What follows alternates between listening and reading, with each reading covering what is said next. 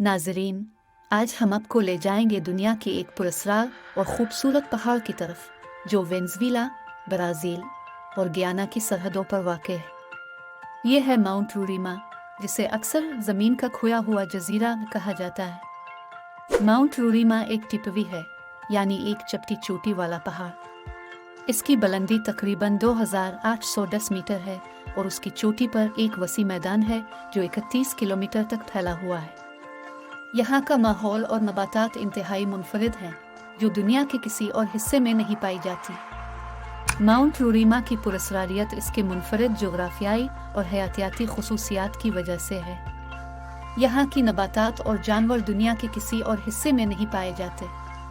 ये पहाड़ मुख्तलिफ मखलूकात का मस्कन है, जिन्हें अभी तक पूरी तरह दरियाफ्त नहीं किया गया। मकामी शख्स एक माउंट रोराइमा हमारे लिए मुक़द्दस है।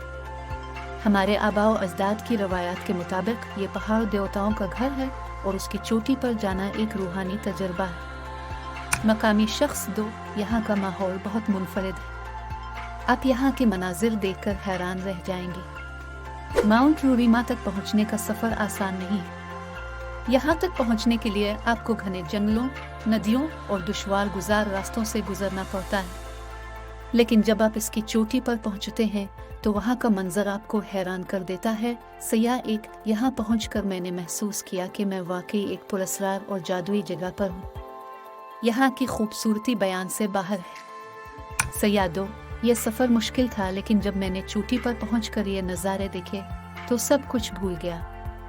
ये ज़िंदगी का एक नाकाबिल फरामोश तजर्बा है।